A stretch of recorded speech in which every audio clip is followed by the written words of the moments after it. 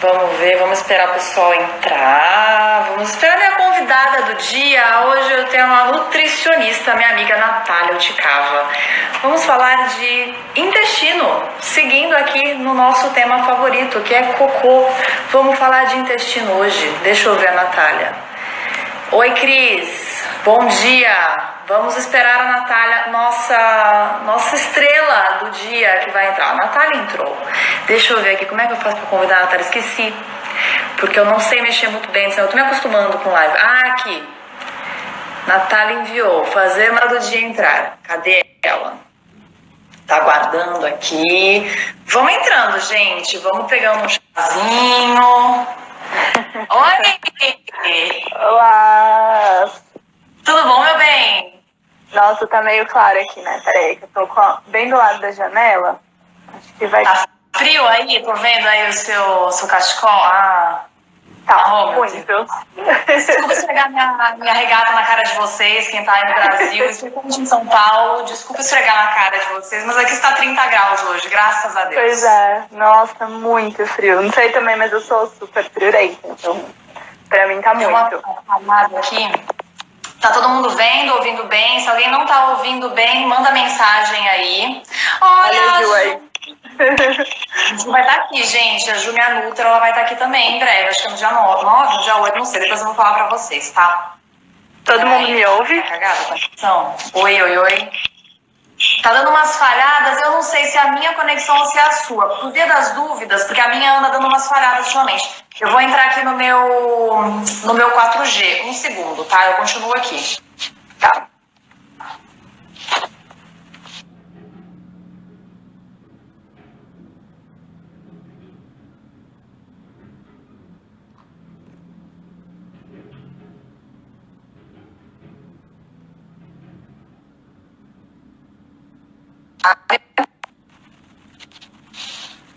Oi, voltou? Pra mim tá normal, Tati. Então, beleza. Não é que eu mudei a minha conexão aqui pra não ter problema, porque na minha última live, porque agora aqui é o canal da Globo, né? Eu faço entrevista, aqui é Ana Maria Braga, né? E eu tive esse probleminha aí. Bom, agora já temos uma quantidadezinha aí de pessoas nos assistindo. Domingo de manhã a pessoa está tirando a remela da cara. Então, eu convidei a minha amiga Natália. Estou muito empolgada para essa conversa de hoje. Muito empolgada mesmo. Uma pessoa obcecada por intestino, né? Que vocês sabem. E aí a gente vai falar então sobre desbiose, síndrome do intestino irritável, várias dúvidas que a gente recebeu aí durante essa semana e também dúvidas que eu sempre recebo e que eu tô sempre falando a respeito, mas é o que eu falei esses dias aqui nos stories. A visão que eu passo aqui é a visão do Ayurveda. Mas é muito legal a gente ter a visão da nutrição ocidental moderna, e por isso que a Nath está aqui, né? Então, para poder mostrar essa outra visão aqui pra gente, tá? Lembrando que a Nath atende em São Paulo. Eu vou deixar depois, quem tá entrando aqui na live vai poder ver o @, dela. E também no post que eu fiz chamando para essa live tem lá o @ dela. Então, se você tá na cidade de São Paulo e você quer passar com consulta com a Nath, você entra em contato com ela, né? Mas lembrando que tanto a Ayurveda quanto nutrição, não dá pra gente dar diagnóstico, não dá pra gente falar tratamento específico para cada pessoa. Olha, amiguinha, você tem síndrome do intestino irritável? Faz isso. Não dá pra gente fazer isso, né? Não tem como. Então, as coisas que a gente vai falar aqui é mais um geral, né? Coisas gerais, que meio que serve pra todo mundo, explicar o porquê que acontece e fazer mais ou menos o caminho que eu já venho fazendo com a Ayurveda, focar mais no que a gente tem que tirar da nossa dieta, porque o pessoal me procura muito, o que eu tenho que comer para balancear meu pita, mas não vai se entope de cachaça no final de semana, então não dá. O que a gente vai tirar da dieta que é o que mais estraga a gente? E aí você passa por consulta com a Natália, se você está na cidade de São Paulo, para ter uma rotina bonitinha ali, uma dieta bonitinha para você. Mas agora já temos um pessoalzinho aí acompanhando a gente. Nath, eu vou te fazer umas perguntas, você vai respondendo, vai subindo mensagem do povo e eu vou anotando, então você nem precisa se preocupar com o que está na tela, tá? Se concentra na resposta e eu que vou aqui dando uma olhada no que o pessoal está falando, tá? E aí se for uma pergunta que a gente não vai abordar, a gente entra no meio do caminho aí. Então vamos lá, Nath, se apresenta, fala de você. Quem é a Nath na fila do pão? Quem é a Nath na fila do pão? Quem é? Bom dia para todo mundo. Como a Tati falou, então, eu sou nutricionista, eu atendo hoje em consultório e eu atendo mais o público voltado para alimentação vegetariana, vegana, plant-based, quem está querendo reduzir aí consumo de alimentos de origem animal. Não que eu não atenda outras pessoas, eu atendo, mas como eu brinco, geralmente quem gosta muito de carne nem quer saber de uma nutricionista que fala para não comer carne. Então elas acabam nem chegando muito. Mas eu atendo, sim. E eu também sou professora, aprendiz de professora, então eu dou aula em 2 pós-graduações, né, de nutrição vegetariana também. E é isso, assim. E aí sou mãe de cachorro, né? Que eu sempre posto por aqui também. Aliás, eles estão aqui tudo empoleiradinho. Daqui a pouco eles aparecem. Ótimo. Obrigada pela participação especial. Acho que é isso, né? Isso, meu bem. Então vamos lá para começar as nossas perguntas aqui, porque acho que eu tô mais empolgada do que quem está assistindo com pergunta. Adoro esse tema. Então vamos lá. Primeira coisa, né? O meu assunto favorito da vez, que agora tá a ciência moderna tá agora muito falando do intestino, da tal da microbiota, né? Da importância da microbiota. Então eu queria saber da Nath. Para você falar um pouco sobre a microbiota, né? O que é essa tal dessa microbiota que a gente lê tanto e que eu falo tanto aqui também no meu Instagram, e os alimentos que mais prejudicam e por quê? Tá, beleza. Então, microbiota a gente tem em diversas partes do nosso corpo, né? A gente tem muito mais bactéria do que célula no nosso corpo. Então, é toda uma comunidade de bactérias que agem em simbiose com as nossas próprias células. Né? Então, elas também produzem substâncias que podem nos proteger ou nos prejudicar. Né? Então, a gente vai sempre agindo em conjunto. No intestino é a mesma coisa. Então, a gente tem bactéria na pele, a gente tem bactéria na mucosa oral, a gente tem bactéria na mucosa vaginal, na mucosa intestinal é a mesma coisa.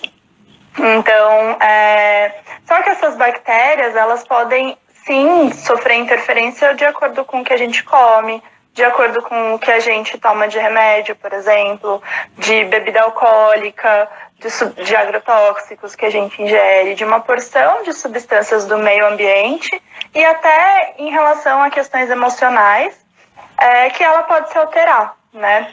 Então, pensando na alimentação, o que pode atrapalhar? Então, vamos pensar a primeira coisa, por exemplo, os agrotóxicos, como eu acabei de comentar, né? Então, pensando que o agrotóxico é uma substância que é para eliminar pragas de uma plantação, por exemplo, ela acaba eliminando um monte de coisa além de pragas, inclusive as bactérias do solo e tudo mais. Então, se isso é como se fosse um antibiótico do solo, isso também vai interferir na nossa microbiota, né? Sendo como um antibiótico aí de alguma forma. Antibiótico entre aspas, né? Isso vale para um conservante de um alimento processado também, né? Então, aqueles conservantes que a gente vê no final na lista de ingredientes de produtos. Então, ele também pode agir dessa forma. Excesso de açúcar também vai selecionar a nossa flora intestinal para uma flora que é mais amigável ao açúcar, que vai fermentar mais esse açúcar. E aí ela também pode gerar outros resultados. Excesso de farinha branca, por exemplo, farinha de trigo, carnes, né? Então, todas as carnes também. Então, tudo que a gente vai comer vai selecionando de alguma maneira a nossa flora intestinal, a nossa microbiota intestinal. É a mesma coisa. Tá? É que flora é mais rápido de falar, microbiota é mais chique, mas é a mesma coisa. Então assim, né? Então, a microbiota é o nome da fazendinha de bicho que a gente tem dentro da gente em várias partes do nosso corpo. E, então, o que a gente vai comer vai determinar, porque elas são diversas, né? Não é um tipo de bicho, né? Não, várias inúmeras. Fazendo sua função, né? Sim. Que eles bonitinhos, estando em harmonia, a gente tá legal, tá com bem-estar. Aí, dependendo do que a gente come, e tudo que você falou é a vida das pessoas, né? Que é alimento industrializado, que é o povo que come carne, e muita gente come carne em excesso, 2 vezes no dia, só Jesus.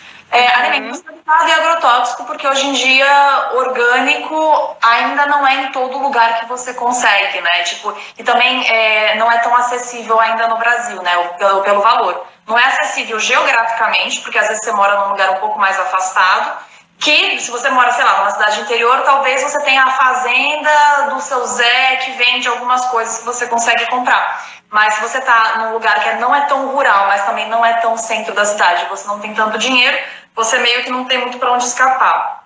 Vira e mexe nessas aspirações, do tipo, meu Deus do céu, tipo, não tem muito para onde escapar, porque comer bicho e comer derivado de animal é muito ruim para nossa saúde e para o meio ambiente, né? Aí é longa história, mas comer alimento da terra com agrotóxico é muito ruim para nossa saúde. A gente está num momento bem crítico, né? Olhando para a alimentação. E só lembrando, né, Tati, que o agrotóxico, a maior parte dele, eu sei que o foco não é esse, mas só pra gente raciocinar. A maior parte dele, ele é solúvel em gordura, né? Então, ele tá, assim, em fruta, verdura, legume, mas o animal que consumiu ração de grão transgênico, cheio de agrotóxico, por exemplo, ele também vai acumulando resíduos de agrotóxico no tecido gorduroso dele. Então a carne, o queijo, o leite, às vezes tem um teor de agrotóxico muito maior do que o das hortaliças. Uau. Porque foram anos e anos de consumo de agrotóxico, né? Então a gente às vezes pira nessas coisas e fala, mas caramba, né? A carne tá ali, cheia de agrotóxico também, né? Entendi, tá, ok. E aí, a gente recebeu pergunta, né? A gente faz esse estrago todo, né? Porque aí eu sou um belo exemplo do estrago que eu fiz na minha microbiota. Então, uma dieta com excesso de açúcar, excesso de farinha refinada, excesso de coisa industrializada, aí você criou um problema para você. Ok, tá bom. A gente vai falar mais dos problemas aí do nosso intestino. Mas como é que a gente recupera, depois que a gente se tocou e fez um grande estrago no nosso corpo, aí a gente sofreu as consequências, ficou doente, enfim, como é que a gente recupera, então, a nossa microbiota? Ela volta num estado legal, num estado 100%, antes da gente começar os maus hábitos ou não? Meio que você bagunçou, você melhora, mas não fica 100%. A gente tem diversos protocolos assim, de tratamento, então basicamente, se você fizer do dia zero, né, para alimento ultraprocessado, para agrotóxico, então vamos supor que você comece hoje uma alimentação que seja 99% in natura, né, ou minimamente processado, aí, digamos, de alimentos frescos, né, com baixo consumo de carnes, ovos e laticínios, baixo ou isento, né, se possível. Agrotóxicos, sim, se a gente conseguir fazer uma alimentação mais orgânica, mas também a gente consegue dar uma ajustada nisso, mesmo que não seja 100%. Então, se você fizer uma alimentação do mais fresca possível, mais natural possível, a gente consegue ir de novo selecionando essa flora intestinal para uma flora mais amigável para a gente. Tá. A gente tem como acelerar também esse processo, né? Então, os pré-bióticos e os probióticos estão aí para isso. Então, você pode fazer um manipulado aí com algumas cepas de bactérias que você queira, que estejam ali presentes de uma forma mais rápida, que a gente sabe já que são mais protetoras, e aí você manipula e faz uso delas por um tempo, vai avaliando, mas aí é cada paciente, porque tem que avaliar, por exemplo, tolerância, nem sempre o paciente tolera de uma forma boa, às vezes no começo pode ter uma diarreia, às vezes pode prender intestino, então você tem que ir fazendo isso em consultório e bem monitorado, né? Tá. Então, o pré-biótico, a gente teve uma pergunta mais para frente, mas já que a gente citou isso, a gente pode falar agora, né? Então, os pré-bióticos, os probióticos, eles vão servir para acelerar esse processo do reequilíbrio do nosso corpo, que o nosso corpo acaba fazendo. Se você fizer uma dieta bonitinha, que nem você mencionou, o nosso corpo acaba repovoando, aí a gente consegue reequilibrar esses bichinhos aí que moram dentro da gente. Então, não é legal, acelera o processo, mas não é assim. Se você não tiver acesso aos prebióticos, aos probióticos, está lascada, não vai recuperar mais a flora intestinal. Não, a gente consegue só pela alimentação. É que dá mais trabalho, né? Sim. Né? Tá. Exatamente. Perfeito. Já que a gente falou, então, né, dos nossos bichinhos aí, da fazendinha, entendendo da gente, E aí a gente come isso tudo que a Nath falou, né? Que isso é a base da nossa vida, né? Tranqueira. Aí a gente começa a gerar vários problemas no nosso intestino. Então vamos falar do primeiro. Deixa eu só fazer uma pergunta aqui que eu meio que não consegui encaixar ela numa ordem. Já que a gente vai começar a falar dos problemas do intestino e você já citou a questão da alimentação, né? Como sendo fundamental. Uma pergunta que a gente recebeu. Comer fibras é saudável? Porque ela percebe que aumentam muito os gases. A questão dos gases eu fiz live na outra semana, é o problema do povo. Pum. Bom, sim, então assim, existe a quantidade de gases que é natural. Até teve um outro paciente meu que perguntou para mim, ele até me mandou um link de quantos gases por dia é saudável. Então, sim, assim, é natural que a gente tenha gases, porque o gás é produto da nossa digestão, né? O que acontece é que não é natural um gás em excesso que te prejudique de fazer as suas atividades diárias, que te dê desconforto, um inchaço e dor, né? Isso não. A fibra, sim, ela vai fermentar mais, porque o que é a fibra? Ela ou é a casquinha de algum alimento que a gente não tem enzima para digerir, né? Então, se a gente não tem enzima para digerir, ela vai cair meio que intacta no nosso intestino grosso e as bactérias vão começar a fermentar aquela fibra. Todo processo de fermentação gera gás, né? Então é natural que se eu comer uma quantidade maior de fibras, eu vou ter mais bactéria ali no intestino, vai ser a festa das bactérias, elas vão começar a fermentar, vai ser uma rave ali e vai gerar gás. O que acontece é que normalmente quando você faz por exemplo, uma transição de uma dieta onívora para uma dieta vegetariana, pode ser que você comece a sentir muita diferença no início e depois isso tende a normalizar um pouco mais, a melhorar. E aí também, em relação a isso, a gente tem que pensar nos grãos, né? Então, os feijões, para poder deixar de molho, para outras questões, porque daí não é só de fibra que a gente está falando, é de fitatos, são outras substâncias que também aumentam a formação de gases, mas em relação à fibra, sim, quanto maior a quantidade de fibra, mais a gente vai fermentar, mais a gente vai ter gases. O que não necessariamente também é ruim. Então, por exemplo, tem algumas fibras solúveis que quando as bactérias lá do intestino fermentam, gera-se como produto substâncias que são protetoras, por exemplo, para doenças cardiovasculares, né? Que são os ácidos graxos de cadeia curta. Então, é excelente que a gente tenha isso, porque vai ser promotor da saúde lá na frente. Mas aí é que tá, né? Então, a gente tem que entender quando esses gases são por um aumento de fibras, um aumento saudável, quando esses gases estão por uma desbiose, por situações de desbalanço mesmo, né? Da própria saúde hormonal, intestinal, de neurotransmissores, de uma porção de coisas lá no intestino que tá bagunçando de fato a flora intestinal. Aí realmente a gente tem que intervir, né? Tá, então assim, isso foi uma dúvida que me surgiu agora. A gente consegue ter o poder de mudar a quantidade, a proporção dos bichinhos no nosso intestino, né? Então, se eu como muito açúcar, vai proliferar os bichinhos que mais digerem açúcar, né? Se eu passei de uma dieta onívora para uma dieta predominantemente vegetariana ou vegana, exclusivamente vegana, que seja, né?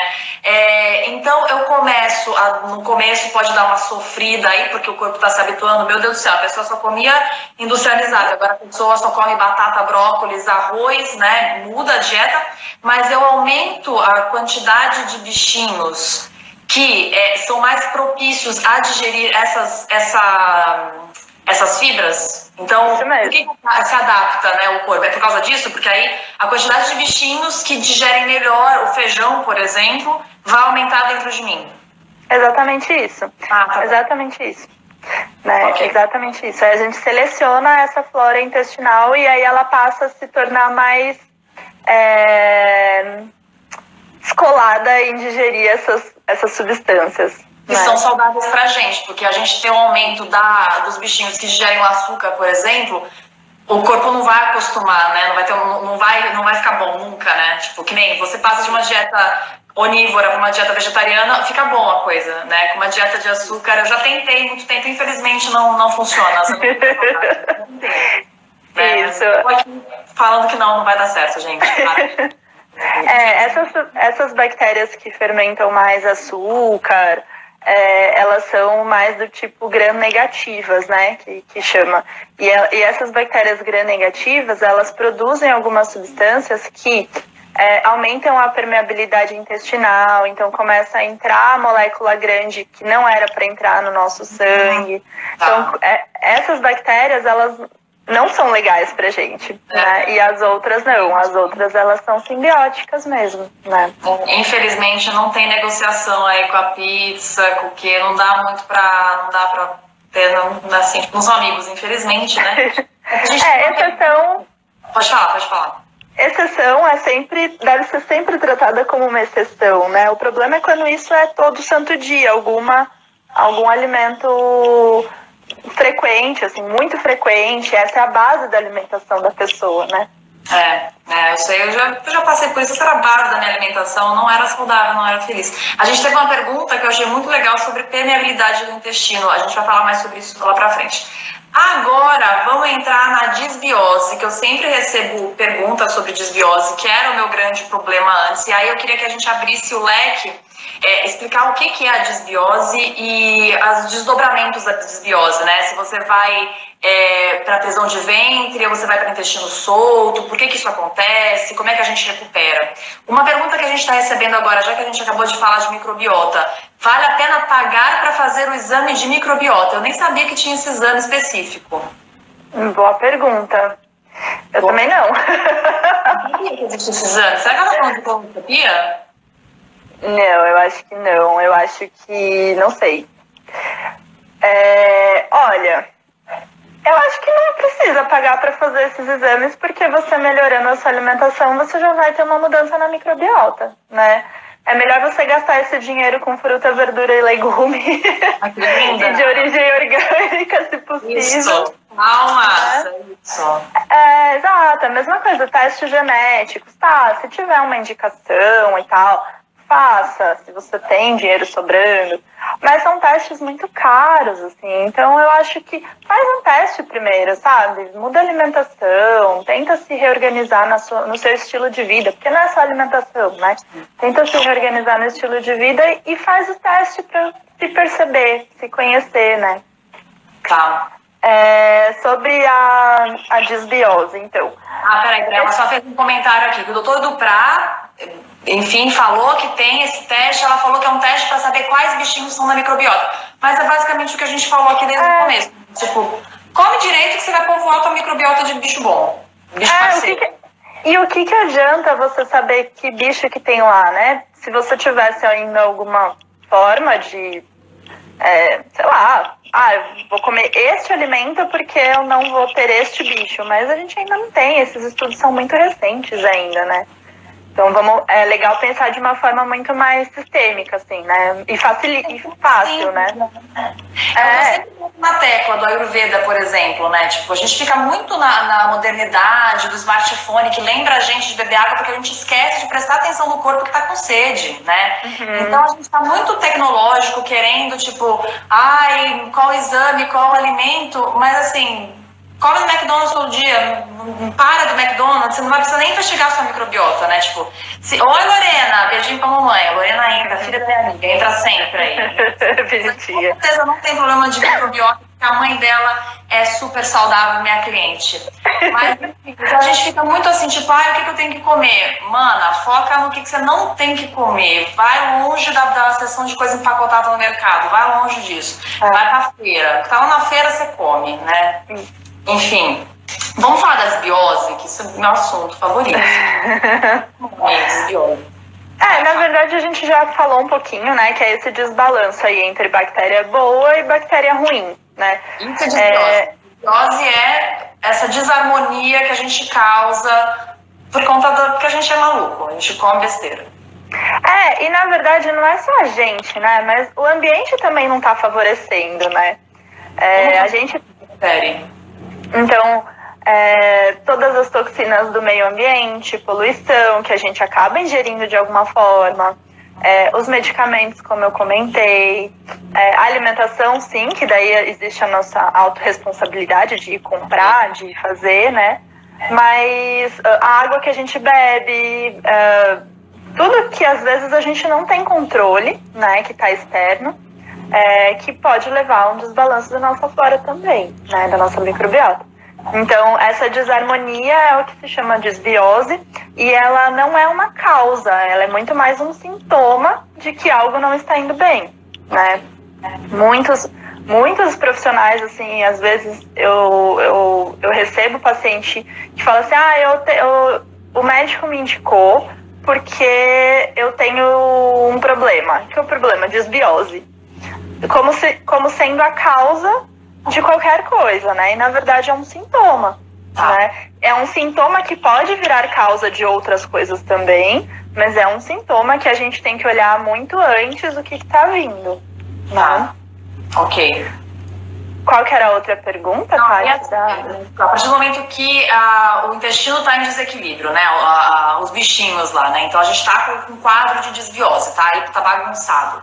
Aí a gente tem a turma que, assim, aí eu quero saber a sua opinião, porque isso é a minha dúvida, assim, né?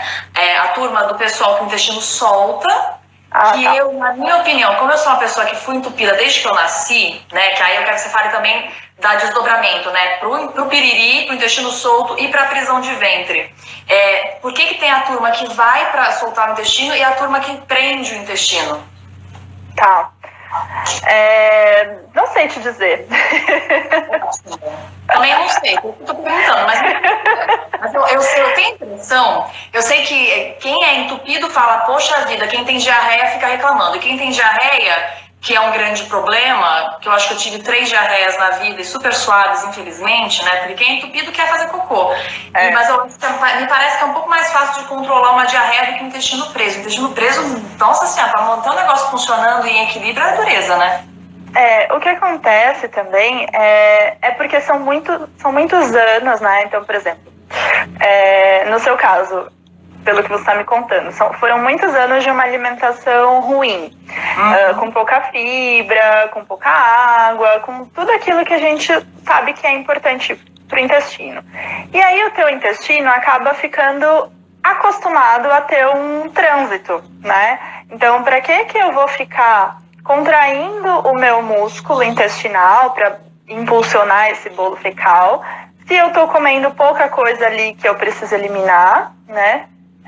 Então ele vai ficando meio preguiçoso mesmo, né? O intestino é um músculo, se a gente não exercita ele, se a gente não dá um exercício para ele, ele vai ficando preguiçoso, mais atrofiado. Então isso vale para quem tem um intestino mais preso. No caso do intestino mais solto, daí ele está mais relacionado com questões inflamatórias, de fato. Não que quem tem o intestino preso não vai ter inflamação, mas pode ter também. Mas algumas substâncias inflamatórias tendem a sinalizar para o intestino que algo está errado ali, que ele precisa expulsar, né? Como se fosse, por exemplo, uma bactéria que você comeu de algum alimento contaminado. Então ele entende ali que aquilo está errado naquele momento e que ele precisa expulsar. Então ele começa a liberar uma porção de substâncias que vai fazer com que o intestino contraia mais, né? Numa tentativa de livrar o teu corpo daquilo. Então, agora, exatamente o mecanismo que ele vai fazer para controlar os dois, não se sabe. Eu particularmente não sei.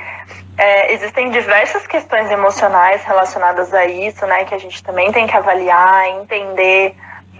Até a gente vai falar um pouco mais do intestino irritável também, então tem a ver muito com questões emocionais. Então a gente tem que avaliar meio que cada caso, né? Tanto é que critérios diagnósticos, né, para intestino irritável, ele pode ser tanto intestino preso quanto intestino solto ou intercalar entre os dois, né? É um desbalanço mesmo. Ok. E aí, em quanto tempo, que a gente recebeu essa pergunta, em quanto tempo para ele se recuperar, né? Essa questão, tipo, que nem você falou, né? O meu caso. Sei lá, 30 anos da vida, porque desde que eu nasci, desde que eu era criança, aquela alimentação assim, de família portuguesa trash, né? Quanto tempo demora para você poder reestabelecer essa sua microbiota a partir do momento que você chega lá no dia zero que você mencionou e você faz uma dieta bonitinha, o mais à base de plantas possível, né? Também a gente não posso te dizer com certeza. Tem gente que responde muito rápido, tem gente que vai levar mais tempo, tem gente que às vezes passa a ir ao banheiro dia sim, dia não, porque depende de como que é o metabolismo da pessoa, né? De como que é a rotina da pessoa, se ela tem uma regularidade, por exemplo, de horários de trabalho em que ela consegue sentar no vaso e ficar lá um tempinho, toda a logística envolvida em relação a isso. Então, não sei te precisar quanto tempo. Tem gente que vai super rápido, responde super rápido. Mas, com certeza, sim, a gente consegue mudar. É que a gente tem que ir fazendo os testes, né? Tá, ok.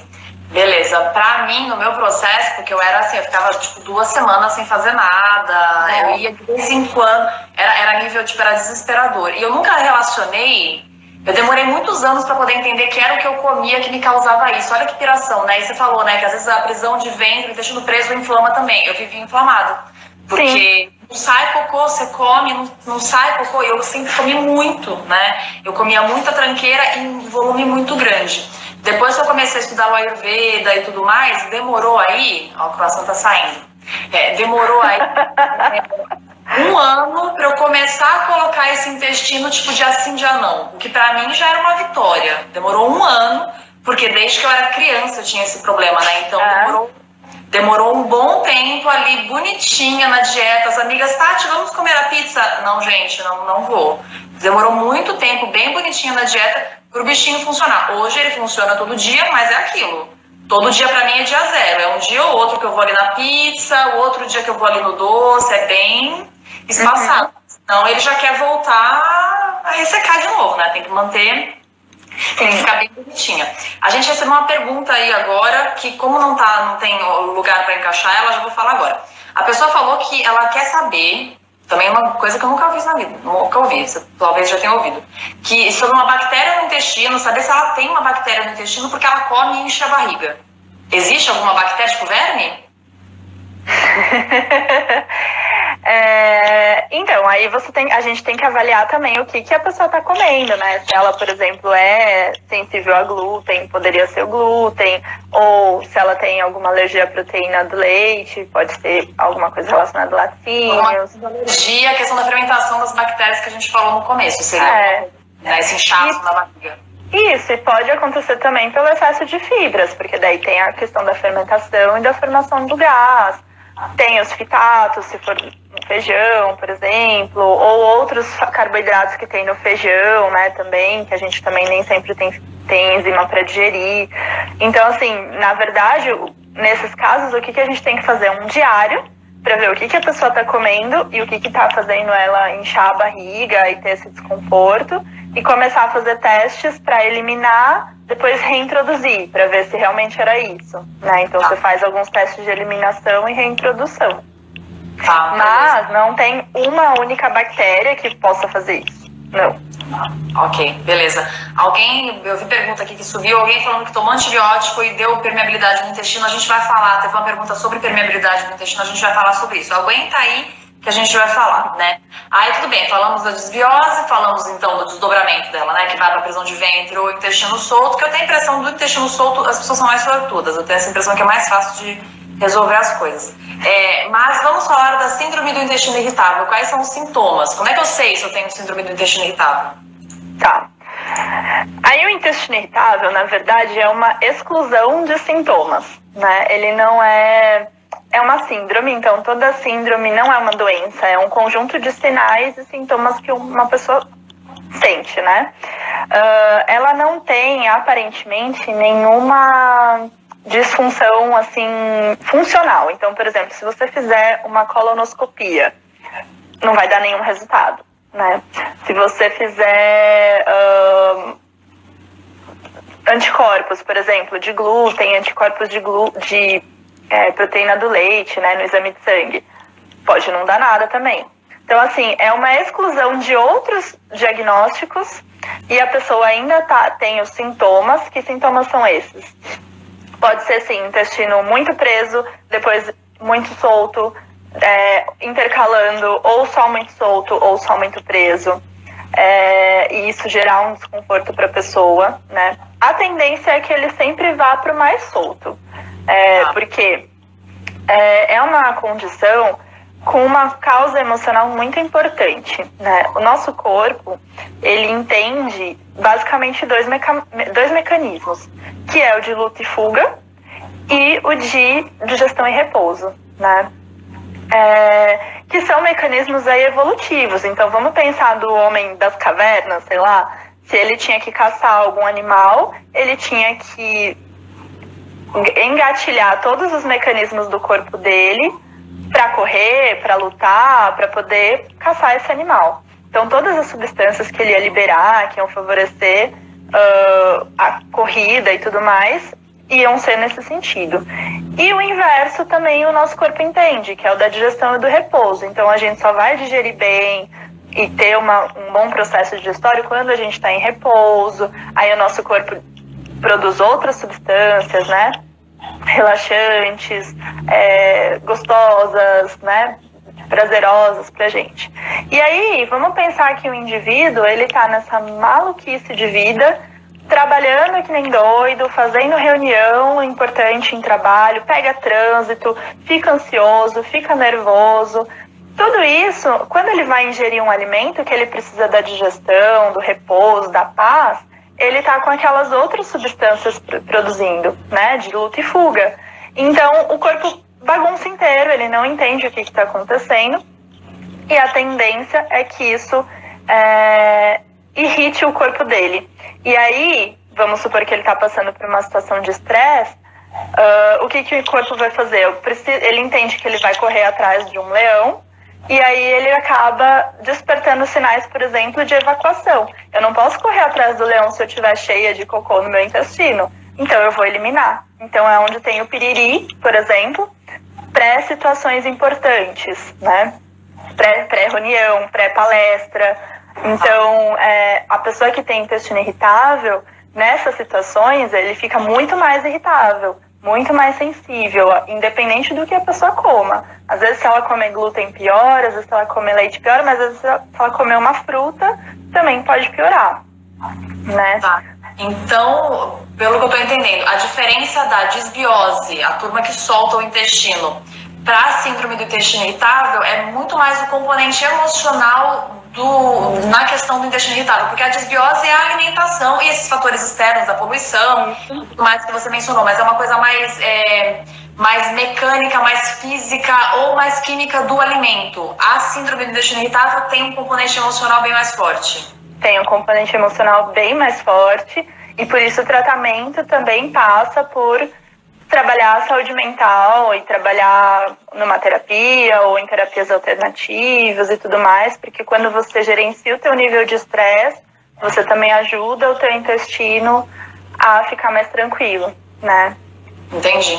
Perfeito. Tá ótimo. Eu sempre morri de inveja das pessoas que falavam assim, nossa, eu tive uma dor de barriga, porque eu fui numa entrevista de emprego e tive uma dor de barriga. Aí eu sempre falava assim, gente, mas meu intestino ele é tão desgracento que nem quando eu fico ansiosa pra alguma coisa, eu tenho piriri, mas faz todo sentido, eu não fico ansiosa nesse nível. Pra mim é tipo, né, não tem essa questão de tipo, estou ansiosa de verdade, não. Tô feliz que eu vou fazer entrevista de emprego, não tipo a ponto de fazer tudo sair de dentro de mim. Acho que nem se eu visse o leão ia acontecer isso. Eu vi o leão e ia continuar a mesma coisa. O intestino ia ter nada, só pra ele manter o hábito dele. E assim, existem níveis também, né? Existe só esse piririzinho tranquilo, que a gente nem pode dizer que é um intestino irritável. Ah, vou passar por uma situação importante, tive dor de barriga. Mas tem pessoas que sofrem com isso de maneira crônica, né? Então, qualquer coisinha, assim, que pra ela entende como sendo importante e, portanto, gera uma ansiedade maior, já leva a um episódio de diarreia. Às vezes 3, 4, 5, 10 episódios de diarreia no dia, né? E aí é um problema. Aí começa a ter um problema que é físico, sim, porque daí ela passa a ter uma má absorção dos nutrientes, né? Aí pode ter uma desnutrição, pode ter uma anemia, pode ter uma deficiência de alguma vitamina. perda de peso. Então, é uma disfunção aí até de causas mais emocionais, e por isso que o nome é irritável, né, mais sensível, mas que pode se tornar, assim, uma incapacidade física depois, né? Ok. Vamos lá, que passou alguém também falando aí que do diagnóstico que ela recebeu de diverticulose, né? Aqui a dúvida que a gente recebeu é diverticulite. Vamos falar de diverticulite. O que é isso? Tem cura? Quais são os sintomas? Como é que eu sei se eu tenho, se eu não tenho? Sim. Normalmente também é uma inflamação, é uma invaginação, né? Então, a mucosa intestinal forma algumas invaginações, assim, sobem uma inflamaçãozinha, e isso começa a inflamar mais à medida que você pode comer muito mais grãos, por exemplo, ou também se você está numa situação mais estressante, mais irritativa na vida, isso também pode gerar alguma irritação ali naquela região dos divertículos, né? Ainda não se sabe, assim, tem profissional, tem protocolo, por exemplo, que fala para retirar totalmente os grãos, tem protocolo que fala, não, é importante comer grão porque tem fibra, ajuda no trânsito intestinal, então também diminui a inflamação.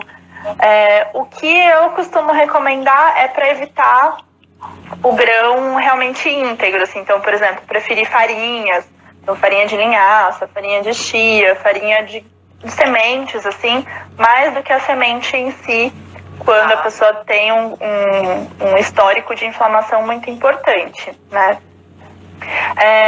A causa também não sabemos, pode ser pelas mesmas causas da desbiose, pode ser por causas emocionais, né? Então, causas da desbiose, esses fatores ambientais, má alimentação, baixo consumo de água e tal, mas também pode ser por genética, por questões emocionais. Não sabemos, de fato, qual é o gatilho dela. E o que a pessoa sente? Para quem está ouvindo, gente, porque quem me segue, geralmente, o problema é intestino, né? Primeira coisa, intestino e digestão no geral. O que a pessoa sente? Sente dor, porque está inflamado, né? Então, se tem inflamação ali, você está produzindo substâncias que geram dor. Às vezes pode ter sangramentos, né? Então, se tem essa invaginação que está inflamada, ela pode estourar, então pode dar algum sangramento, que pode ser visível a olho nu, nas fezes ou não. Então, a pessoa geralmente sente dor e aí vai ao médico, faz uma avaliação por colonoscopia, por exemplo, e aí lá acaba identificando que tem os focos ali, né? Os divertículos. Ok, então tá bom. Chegou a hora do intestino permeável. Que história é essa de intestino permeável? Né? Quanto tempo dura o tratamento? Que a moça que perguntou isso, ela falou que está 6 meses em tratamento. Sim. O nosso intestino, na verdade, ele é como se fosse uma parede de tijolos, assim, né? Tijolos. Então, ele tem uma célula ligada à outra, e nesse meinho é o que tem um cimento, digamos, né? Um rejunte ali. Agora eu tô entendendo melhor. Isso. E aí, o que acontece? Nesse rejunte, então, nessas junções, né, entre as células, não é para ficar entrando nenhuma substância, né? As substâncias que a gente vai absorver do nosso intestino para o nosso sangue tem que passar pelo meio da célula. Então, a gente tem algumas proteínas que ficam na membrana, né? Abrindo a portinha da célula para as substâncias entrarem, serem metabolizadas ali. Mas o que acontece é que, de acordo com o que a gente come também, de acordo com o nível de estresse, de acordo com a inflamação e tudo mais, pode ser que o nosso corpo comece a produzir substâncias que aumentem a distância entre uma célula e outra. Então, esse rejunte aqui fica mais permeável, né? O nosso intestino fica mais permeável. Aí, ao invés das moléculas entrarem por aqui, elas vão entrar por esse canalzinho aqui. Só que isso gera um processo inflamatório tremendo, né? Porque não é para estar ali, tá entrando gente ali onde não deve. Então, desperta no nosso organismo liberação de células de defesa, linfócitos, todo um processo como se fosse um vírus, uma bactéria invadindo o nosso corpo, né? Então, o corpo entende como uma inflamação também. E aí essas moléculas que não eram, que são grandes, né, que a gente ainda não digeriu, não metabolizou, caem na corrente sanguínea, né? E é aí que tem todos os problemas disso. Isso acontece muito com o glúten também. Então, o glúten que era para ser quebrado e entrar na nossa célula com moléculas menores, pode, se a pessoa tem um aumento da permeabilidade, mas o próprio glúten em excesso também pode aumentar a permeabilidade, acaba entrando no nosso sangue e levando a esses processos de inflamação, de autoimunidade, por exemplo, né? Tem algumas... Diga. Não, pode falar, que eu me veio uma dúvida agora, mas pode continuar, concluir. Então, como que a gente, por exemplo, reduziria, né, essa permeabilidade para voltar a ter essa integridade da membrana, né? Então, primeiro, tirando as coisas que a gente sabe que irritam, né, essa mucosa, como o glúten, por exemplo, se a pessoa realmente tiver, e aí a gente tem que fazer uma análise, né, mais aprofundada. Glúten, proteínas que são maiores, né? Então, glúten, proteínas do leite, às vezes proteína de castanhas, amendoim, de soja. Primeiro a gente tem que fazer um rastreamento para ver o que realmente pode dar algum desconforto na pessoa. Tira 100%, depois aos poucos, e aí faz uma alimentação mais baseada em plantas possível. E aí depois aos poucos a gente consegue reintroduzindo. E também a gente pode aumentar, né, melhorar no uso de probióticos. Tem algumas substâncias como, por exemplo, a glutamina, que ajudam a, de novo, cimentar aí esse intestino e tudo mais. Isso pensando em medicina ocidental, né? Porque eu imagino que pelo Ayurveda também tem muita coisa que dá para fazer legal para isso. Sim. Mas basicamente essas são as intervenções. Enquanto você estava falando... Oi. Tá. Eu apertei alguma coisa aqui na tela, você sumiu. Enquanto você estava falando, né, que aí o corpo começa a entender que tem vírus, que ele começa meio que a se atacar. Você começa a gerar um problema que pode virar uma doença autoimune? Sim. Tá. Então, por isso que, por exemplo, algumas doenças que são autoimunes, como tireoidite de Hashimoto, a própria doença celíaca, né, que daí já é específica para o glúten, esclerose múltipla, lúpus, doenças de fundo autoimune mesmo, a indicação é que se retire o glúten e substâncias que são mais inflamatórias de fato da mucosa intestinal, para que isso não piore o quadro de autoimunidade, né? Não é que o glúten, por exemplo, causou a doença autoimune, né? Não ajudou. Porque ali ele vai acabar aumentando a permeabilidade intestinal, vai cair na corrente sanguínea e vai fazer a gente produzir mais célula que vai auto-atacar a gente, né? Então acaba piorando o quadro. Então a indicação é que se retire ou que se consuma o mínimo possível. Tá, ok.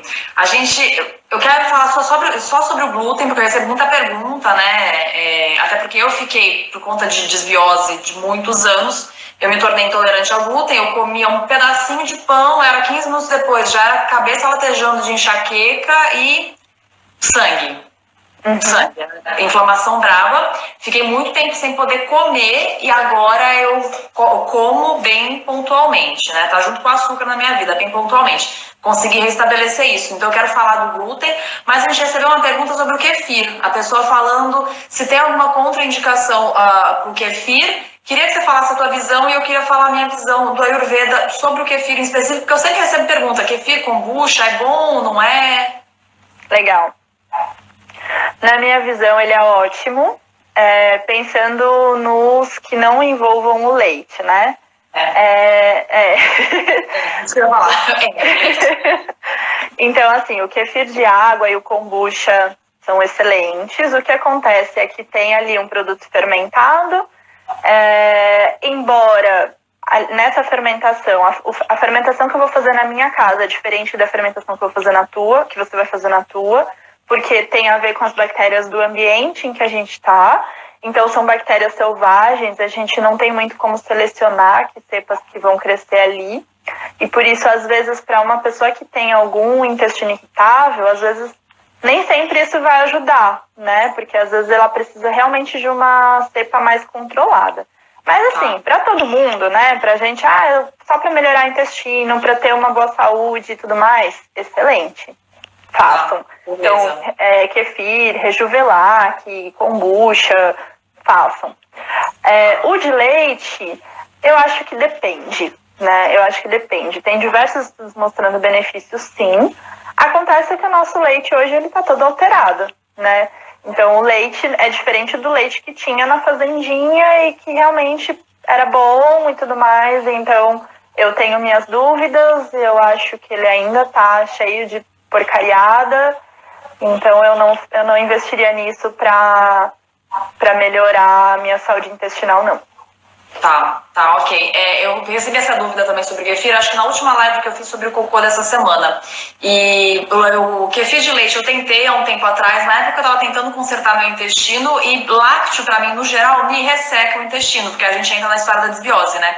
Então, o kefir de leite, pra mim, na época, acho que tem uns 3 anos, eu morava em São Paulo ainda, me ressecou mais o intestino. Então, cada pessoa, às vezes você toma um negócio porque é bom pra todo mundo, mas pra mim me ressecou o intestino que tava melhorando. Aí eu suspendi, lógico, né? E eu falei isso, né? Eu sei que as bactériazinhas, elas comem alguma coisa do leite, mas eu não sei se vai comer, eu acho que a bactériazinha vai comer o tanto de tranqueira que estão colocando química no leite, né? Exato. E na visão do Ayurveda, todos os fermentados, eles são ácido, né? O amla, que é o sabor ácido, na visão do Ayurveda, ele tem efeito energético na gente, porque o Ayurveda a gente vê muito o efeito, a energia do alimento, né? Então, o sabor doce do cereal, por exemplo, não o doce do açúcar, o doce do cereal, do melado, da cana, ele faz um efeito, o sabor salgado faz outro. Então, a gente tem que tomar cuidado com isso. Mas, por regra geral, na nossa nutrição ocidental, por ele é um probiótico, não é prebiótico.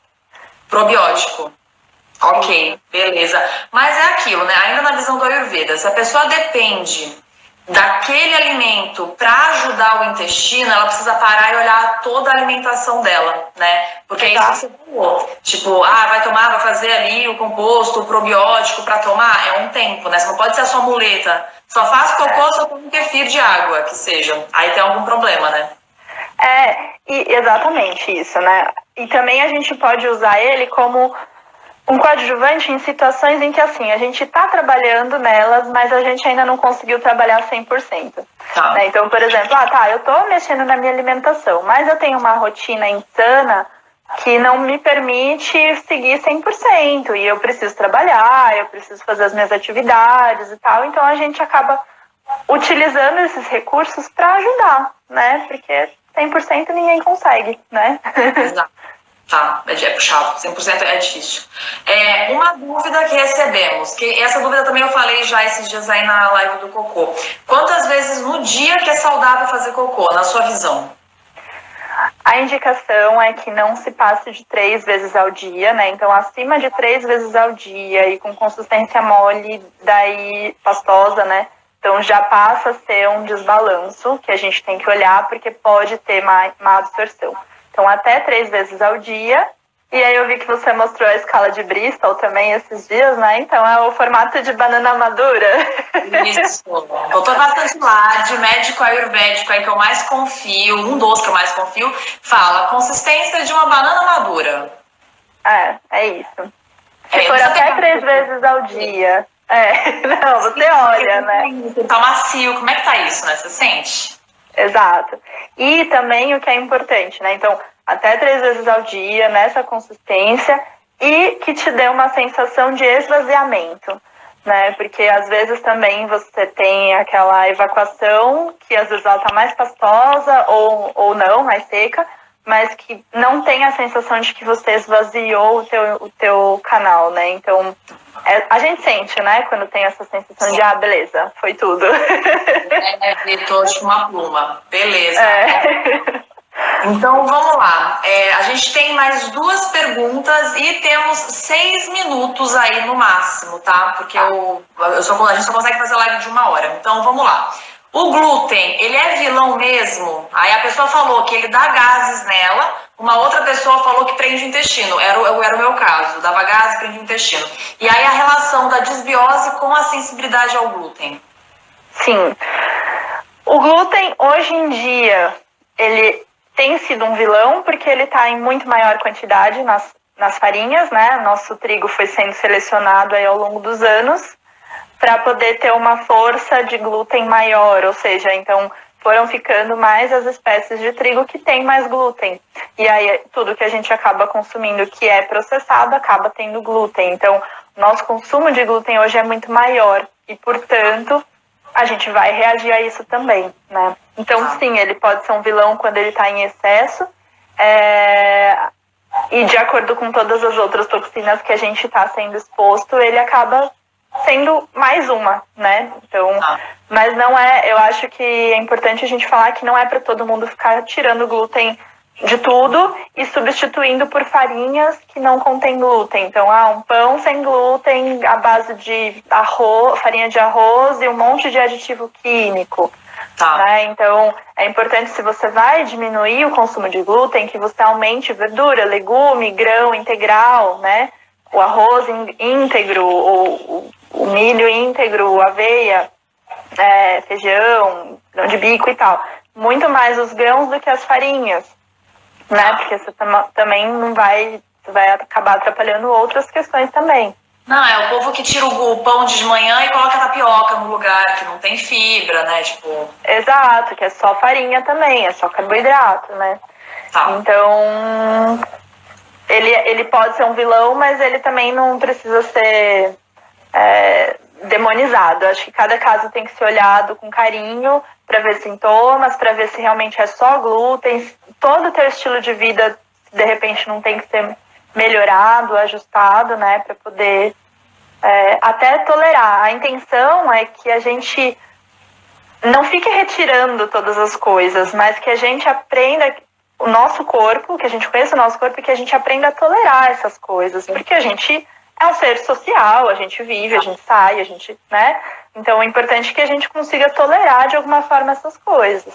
Né? Perfeito, maravilhosa, é isso aí. E ontem eu comi pizza, a pessoa que ficou anos sem poder comer nada de glúten na vida, eu jantei pizza, e jantei ainda, foi janta a pizza. E tá tudo bem, não tive gases, já fiz cocô, tá tudo bem, saiu tudo bem, né? É isso, equilíbrio. Eu sempre falo aqui, gente, equilíbrio, tá? Vamos lá. A nossa última pergunta, e aí depois a gente faz uma conclusão muito rápida, porque temos 3 minutos. O remédio que tira o efeito da lactose, acho que é lactase, eu não sei porque eu nunca tomei esse negócio. Ele é só marketing ou ele funciona mesmo? Essa pessoa, ela falou que o leite causa gases nela, mesmo ela não sendo intolerante. Sim. Então, as enzimas, né, que são usadas para diminuir esse desconforto, é a lactase, que é a enzima que a gente também produz para quebrar a lactose do leite, né, que é um açúcar. Quando o problema da pessoa realmente é intolerância à lactose, então ela não produz a enzima na quantidade suficiente para digerir a lactose, aí essa enzima externa, essa medicação, né, como ela disse, ela resolve, ela ajuda, ou mesmo utilizar um leite sem lactose ajuda.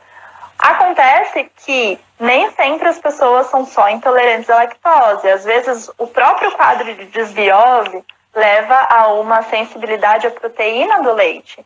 E aí, algo que vai trabalhar só com o açúcar do leite não vai resolver. Então, é importante entender também o quanto que ela não é sensível à proteína do leite. Né? Isso a gente consegue ver em consultório, com exames também. Né? É importante fazer um rastreamento mais a fundo.